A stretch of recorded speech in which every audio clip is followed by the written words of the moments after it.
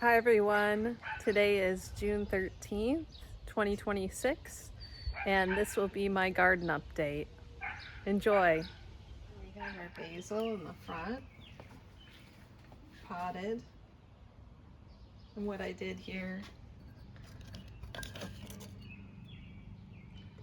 is they just sit on a few stones and then absorb all the water. So that's how those pots work. And over here, we have our 4 tomatoes. And these are called Burpee Big Boy. They've only been in the ground for about a week and a half. And, well, maybe about 2 weeks now. This is the 2-week growth. We got them in a multi-pack. And they're all doing quite well in these earth bins here.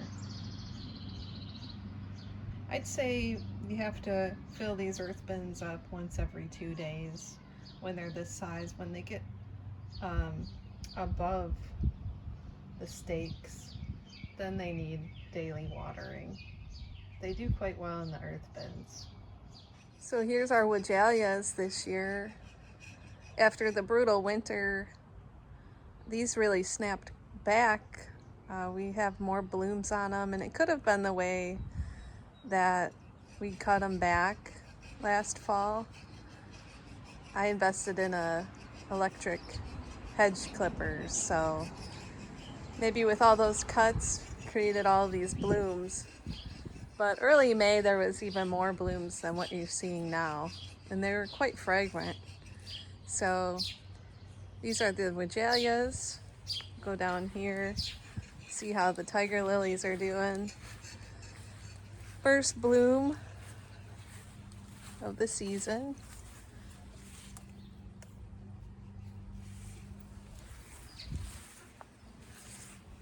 Those always do well, and these we transplanted from the old house. We bought a new variety over here of another orange lily, and we're waiting on some of those to bloom.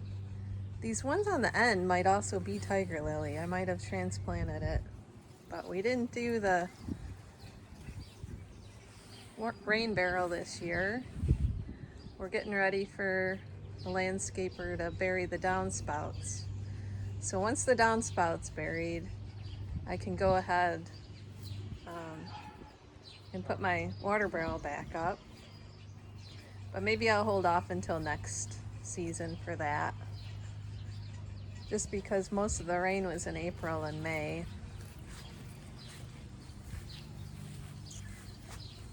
And over here we have our ferns.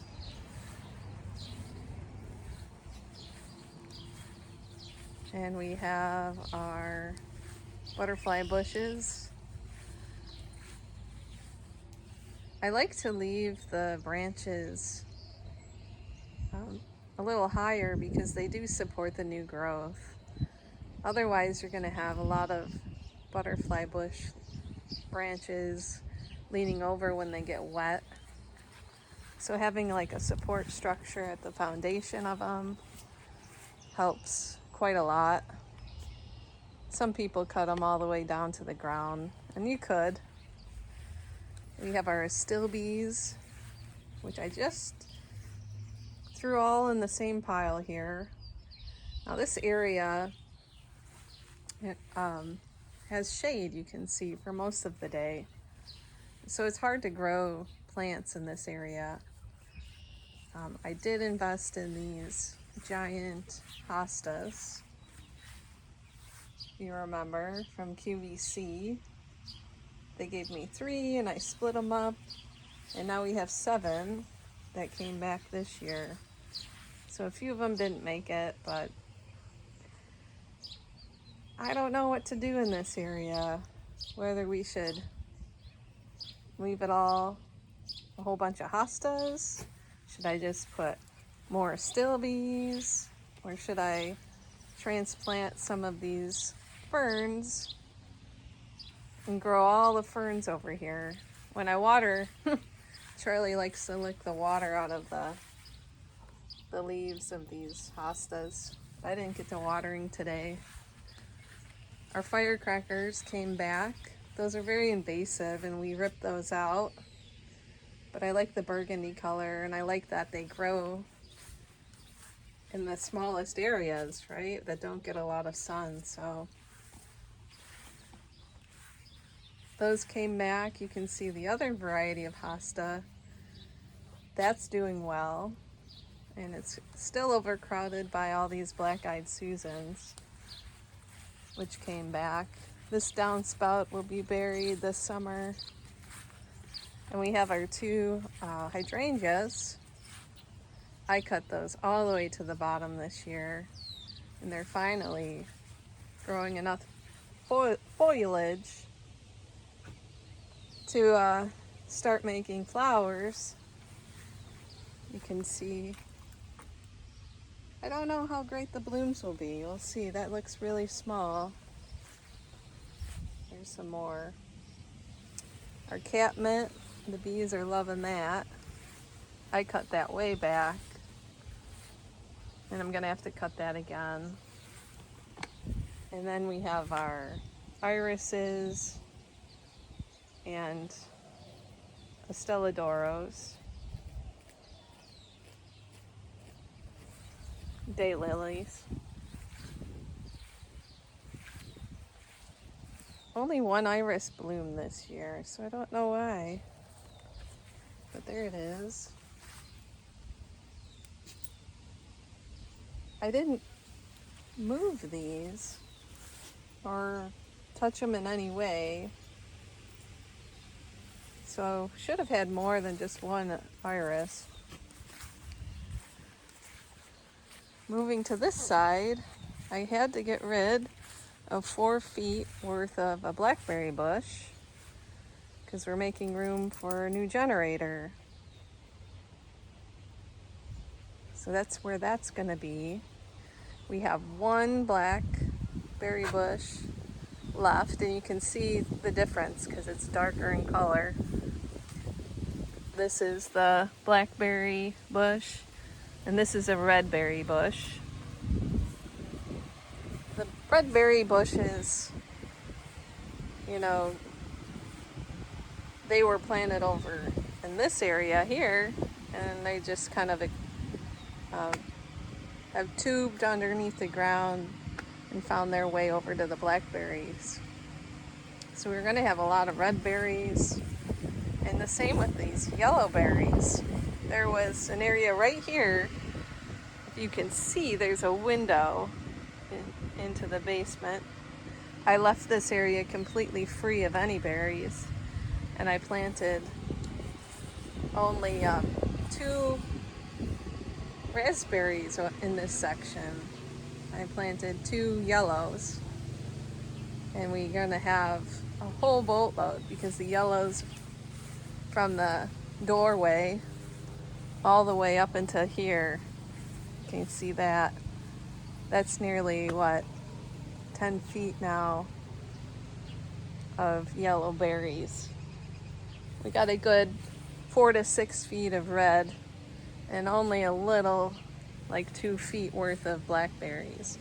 But the blackberry bush is now so mature that it should produce for us this year. So you can see our compost was put in there, all those eggshells, and we have our composter in this section. So yeah, that's our berries. I cut a lot back in May. Got rid of all of the dead tubers, or what looked to be dead. And you notice that the ones that look to be dead, I'll show you down here, a green one, a new one will sprout right next to it. So don't be pulling all the ones that look dead out. You can leave them in there and some new ones will grow right next to it. And some of them that look dead, are actually producing fruit. So be careful with how you prune these back. One year I never had to prune them back because the deer came through and just did it themselves. At our veggie garden bins, we have mesclun mix with some peppers. Planted 8 peppers in this bin. It's difficult finding peppers this summer. All of the local garden centers had sold out of them, and I always plant these June 1st. So I was quite surprised that I wasn't able to really source much of these. I had to go all the way about 40 minutes away from our house to find some. So before the lettuce bolts, we're gonna have to start eating more salad. I pull it from the root because I found that it's not worth the trouble of cutting it back. It'll grow if you cut it back. You can have more salad, but it bolts so quickly. Here's our strawberries. You can see last year we had a lot, and this year not so much.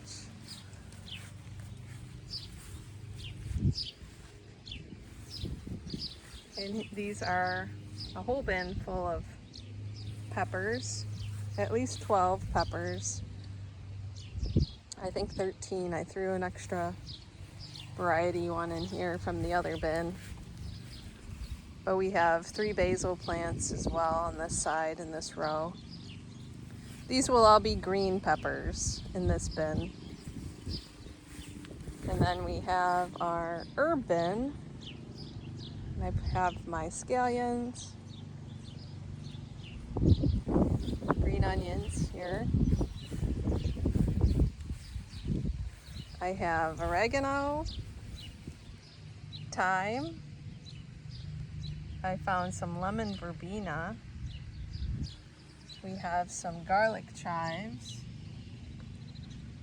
This is the chocolate mint that's been in this bin for a few years now. I relocated it to that section. I found some rosemary. We have our lavender, and that was from last year and the year prior, I believe. Our parsley winterized and came back. It's bolting now, so I have to cut it back. I have cilantro and sage.